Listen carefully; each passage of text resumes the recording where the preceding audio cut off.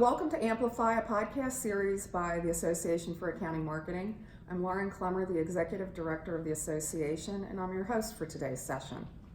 Joining me today is Lee Fredrickson. Lee is Managing Partner of Hinge, a marketing agency and research firm. AIM partnered with Hinge Research Institute on the 2019 Marketing Budget Benchmark Survey. Welcome, Lee. Thank you. Good to be here. Happy to have you. Today we're going to be talking about the findings from the most recent marketing budget survey.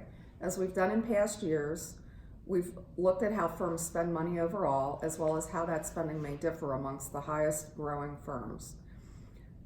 Lee has compiled and analyzed these numbers for AIM and is going to share some of those highlights with us today.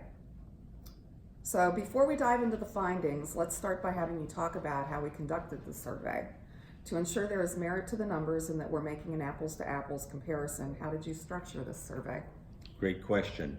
One of the challenges in comparing budgets among marketing firms is understanding to make sure you're talking about the same things that are either in or out of the budget.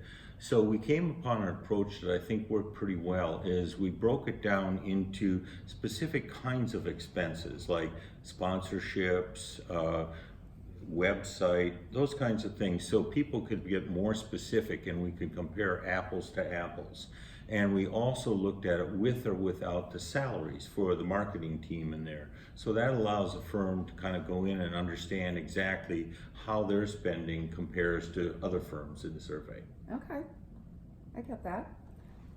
So let's go to the biggest question people have about marketing budgets, Lee. How much should a firm spend on marketing? Does that include or exclude marketing salaries? And did this number change since we looked at it 2 years ago? Great question. The real answer to it is it depends a lot on the characteristics of the firm. For example, smaller firms or ones that are going into more competitive markets such as technology or advisory services are likely to need to spend more. Now we sort of looked at kind of what's the middle of it, and it generally runs between 1.5 and 3.1% of revenues. And that excludes salaries for the marketing team. Now, if you look at overall spending, salaries are about 27% approximately of overall spending, but then we looked at all of the other expenses, pulling out the salaries. So it's actually both ways you can see it. That was really good. I saw that when I looked at the survey. What are these firms spending money on, and do we anticipate any spending category to increase or decrease in the next year? Yeah, it's really quite interesting, the kinds of things that people are spending money on. Some of them have remained the same. Sponsorships is still the overall largest category. Memberships, networking events, sort of the traditional kinds of things that have been associated with accounting marketing are still pretty prevalent, and they still account for a lot of the spending. But what you're seeing is that the high growth firms that are growing the fastest tend to spend a little bit differently with a somewhat different pattern. Yeah, they do, don't they? Yeah, they do. They really do, and it's changing over time. I saw that as well. Does spending differ based on the firm size or perhaps where a firm is located geographically? Yeah, that's a great question. It does. In previous studies, we looked at the geography and we found that firms in rural areas tend to need to spend a little bit more to reach their marketplace, and smaller firms tend to spend more as well, approximately about another third more than the very largest firms do. But the reality of it is that your spending really depends a lot on which markets you're trying to go after. And I think the way to think about spending is not just what are other people spending or what are other firms spending, it's what is it going to take for us to get to where we need to go. So this can provide some guidance, and it can provide a tool to help you take it to your partner group and say, okay, here's what the marketplace looks like. Here's how people are spending their money, and here's where we're spending. And that kind of gives you a rationale for making some adjustments. Yeah, I was surprised this morning when you talked about that rural areas are more expensive. Yes, they're less expensive in terms of the cost of living and so forth, but there you often have firms that have a lot of small offices, so some expenses are involved with just maintaining an office and having a presence get multiplied, and you're spreading it over a smaller population base. Sure. So those are the things, and you're not talking about huge differences, but they are important. They are, absolutely. Um, Past surveys have shown a big difference in how high growth firms spend in relation to their low growth counterparts. Mm-hmm. Did that hold true again this year, and what was the big difference? Indeed it did. Indeed it did. We broke it down into, we take the middle of the average, and then we look at the slowest growing and the fastest growing firms. And to give you sort of an order of magnitude, the fastest growing firms are growing about 10 times faster than the slowest growing. So a couple of percent versus 19, almost 20%. So that's a big difference. That's a huge difference. Yeah, it is. And we noticed the differences in all three categories of spending. One being kind of the other spending, which is like discretionary money for in-firm parties and celebrations and that. There, the high growth firms are spending less. Then you go up to the traditional spending, the things we have historically done, like seminars and networking events and that. And there, again, the high growth firms are spending a little bit less than the slow growing counterparts. And then you get up to the digital spending, the SEO there, and there you see the biggest difference, where the high growth spending is much more than the lower growth. So it kind of, there's differences all across the categories, but the overall effect is that they're tilting more towards the digital, which is where actually we're seeing more and more clients are researching, they're looking for information. You got a question. It used to be you'd call up your buddy or you'd call up someone you knew. Now, you flip on your smartphone or you Google something and boom, you're finding out what's transfer pricing all about. Is that something I should be concerned about? And I think firms are really starting to catch on that they need to change where they are because their clients are going to different places. Right, and they're willing to shop where they never used to. That's right, yeah. Another interesting number you always come up with is the number of marketing persons there are at firms. What do these numbers look like this year, and are there any differences based on a firm's growth rate?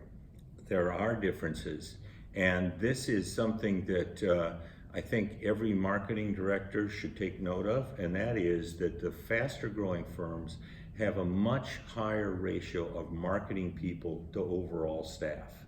So they have more marketing people for the same size organization. And the importance of that, or the significance of that, is that today's marketing takes more involvement. If you're going to be involved in social media, if you're going to do content development, if you're going to do SEO, these are all things that take time, they take focus. And that's where we're seeing one of the key differences. It's not so much in overall dollar spending, but it's more in the talent you put towards the task. Oh, sure. They're getting more specialized. They're getting more specialized. It's getting more complex all the time. Competition's getting much fiercer than it used to be. And all that is showing in the marketing budgets. Interesting. Yeah. So what's the biggest takeaway marketers or partners should take away from this survey, and what should they do with it?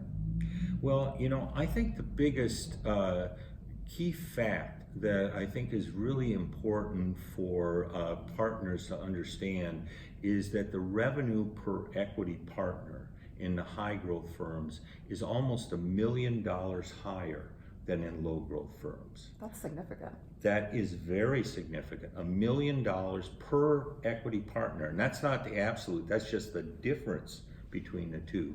So there's something that's happening in the high growth firms that's really driving the ability to generate revenue. Now, part of it I think is the leverage they're getting.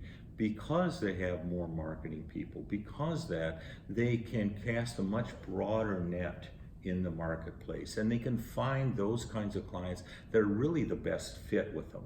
So it isn't just, not all clients are a good fit with every firm. So if you understand who your best clients are and you go after those and you cast a broad enough net, you can get a lot more revenue per equity partner. And I think that's one of the important things, is that this is an important business decision.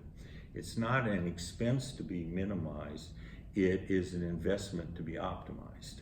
And that's the real difference, and that's a big shift. I think a secondary shift, a big takeaway, is that the world is shifting to digital. We're seeing here the firms that have more of a digital footprint have a competitive advantage. And when you look out what's happening in the marketplace, as we have with some of the other research, we see that that is much likely to continue. For example, right now, the marketing, the high growth firms are spending about 35% of their marketing budget, roughly a third of their marketing budget, on digital. But when you look at where clients are looking for information, how they're going about getting information for solving their business problems or evaluating firms, about 70% of it, about 2/3 of it, is digital. So the clients are still much more digital than even the high growth firms are, let alone the low growth firms, who are really, I'm afraid they're in danger of falling behind in a very competitive marketplace. They're going to have a tougher time catching up. When I've seen firms that, the smaller firms be able to reach a larger geography because of their digital footprint. That's so true. That is so true. If you have, some of the best things, two of the things we found were there's two service areas where the high growth firms are more likely to offer these services. One of them being advisory services. Right. No surprise there. And another being technology related, IT security, those kinds of services. That's where they're offering more of those services. And those kinds of services require more marketing dollars because they're very competitive markets, and they're often relatively short-term engagements as compared to a compliance relationship where you may go years after year with the same client. There, with consulting and those kinds of things, there's more turnover, and you have to spend relatively more of your marketing dollars. So I think learning those lessons and starting to try to get in front of those trends rather than just reacting to them after they happen, I think is the big takeaway from what I would look at it from the perspective of a managing partner or somebody who look at it, that that's really what you need to be thinking about. How are we going to keep our firm competitive going forward? Right. You need everything. Yeah, that's right. To win. You do. So thank you so much for joining us today, Lee. You've shared a lot of great information. I think, there are many points here that, especially with the disruption in the industry and things that are going on, you've really given people a lot to think about. Yes. I think there's huge value here. If you want to learn more about the survey and to purchase a detailed report to benchmark your own spending, please visit www.accountingmarketing.org. This wraps up another episode of Amplify. Please watch for another podcast from the Association for Accounting Marketing next month. And always remember to aim high. Power up, listening, we're always aiming high.